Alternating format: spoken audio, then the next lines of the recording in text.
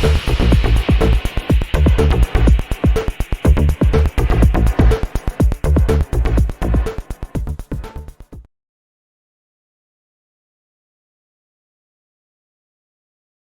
there everybody, welcome to another video.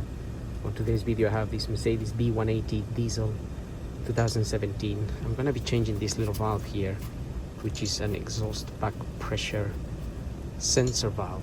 There was an engine light on the car the other day. However, after driving the car for a bit, the engine light disappeared. But I've been told to change the valve anyway, so that's what I'm going to do. It's a fairly simple valve to replace. It's sitting right on top of the engine, and we're gonna have a look at changing that, which is this little thing here.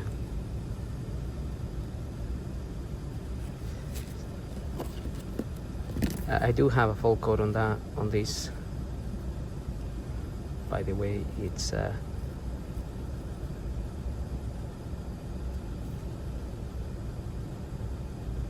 is that their exhaust back pressure sensor 1 has a malfunction.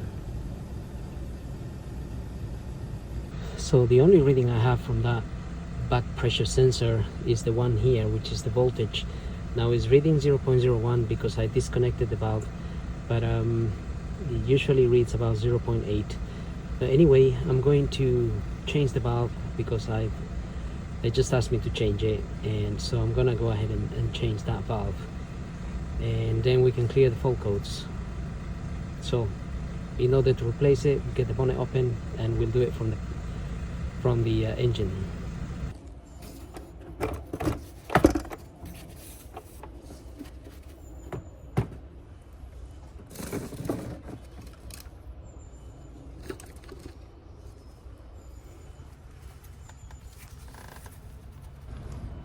So this is where that sensor is sitting.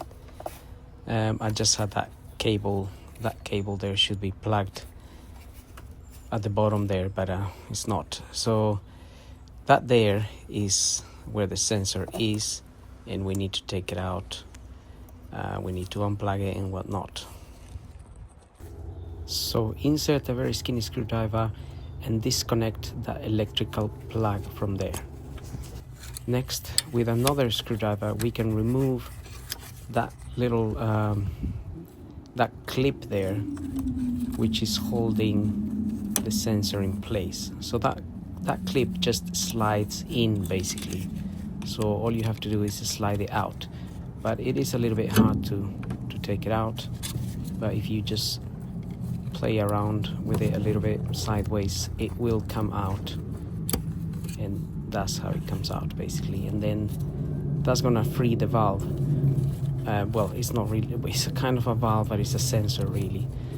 But we do need to remove that supporting bracket. You will not be able to remove the sensor without the bracket. Like I was trying here, but I realized you actually need to remove the bracket. So first, again, with another very skinny screwdriver, remove that plastic cover from there, and then there is an 8mm nut there.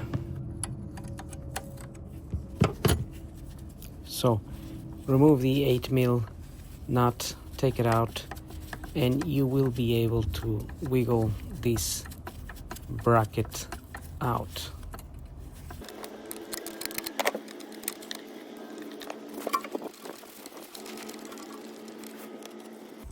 Now you should be able to remove that bracket.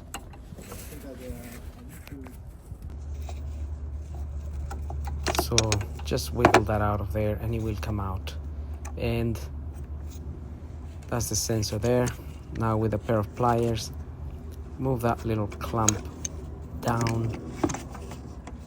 And I did try to remove, sort of loose the sensor, but the sensor was stuck to the pipe, so I had to put a small screwdriver on the side of that pipe to basically unstuck it, and took a little bit of effort to do it because I'm trying as well not to damage that hose there. So just carefully get your screwdriver. This is a small screwdriver I'm using. Try to get it in there on the side, all around, and eventually this little sensor will become loose.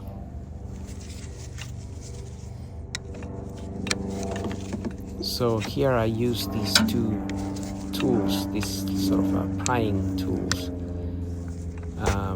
in order to separate the sensor from the hose, and eventually it did.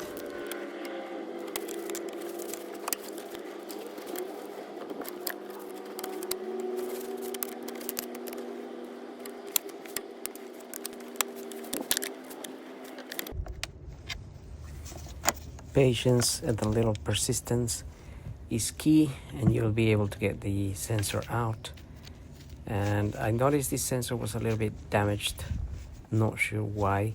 Perhaps it's been out before, perhaps it's been cleaned, I am not sure, but the little tip was damaged.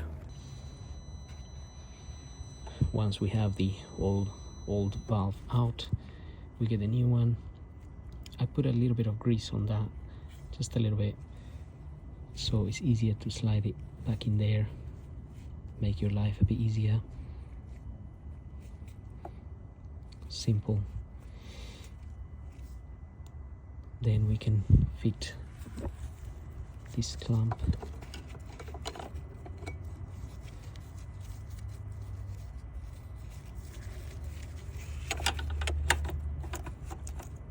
back in there.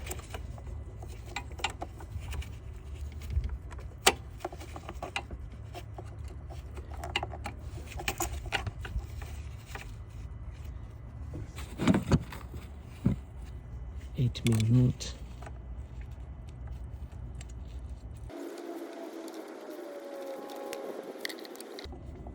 Be careful with that little 8mm nut. If you drop it, for sure it will go missing for the rest of your life, and you'll definitely need a new one. Okay, I got it in a little bit, but obviously refitting is just a reversal of removal. I should have put that clamp before doing the refitting, so I'm gonna have to get it with my nose pliers. Okay, so just use my nose pliers to get the little clamp. Try to fit it before you fit all that, if you don't have nose pliers. Now, I don't really have a specific, I haven't really done a proper diagnostics in order to fault this valve, but what happened is the machine was showing that the valve is faulty, and then because the engine light came out, so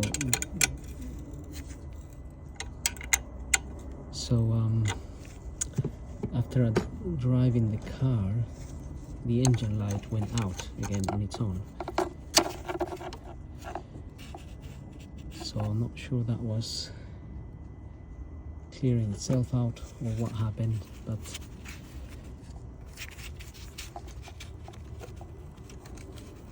there we are.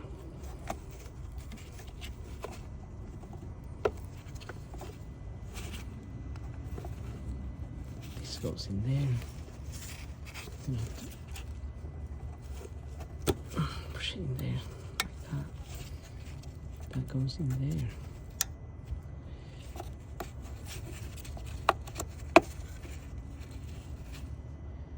That's it.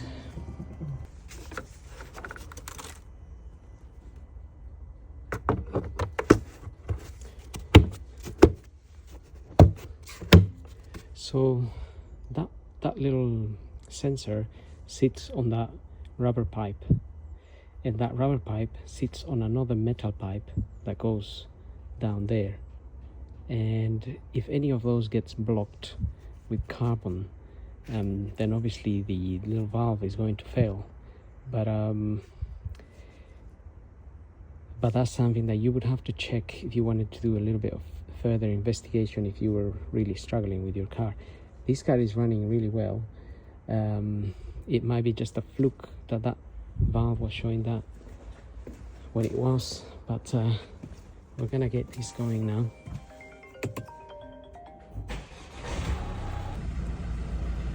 Okay, car started.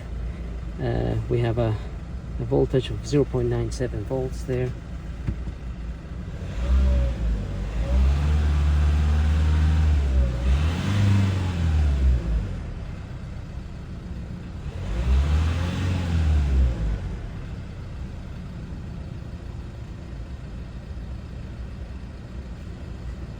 So, well, I must admit, with the other valve, when I checked that voltage, it was reading about 0.85. Not sure that would be anything to do with it, but anyway, if you have to change this valve, then let me actually, what I'm going to do is I'm going to delete the fault codes that I have here.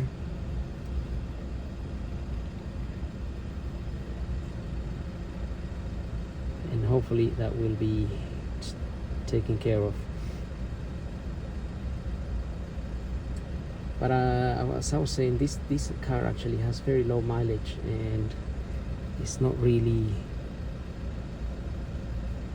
I'm not concerned that any of the pipes or anything like that was blocked. Okay, that hasn't cleared. Let me come out of here. Sometimes you have to clear the entire system. Right, I'm gonna clear from here.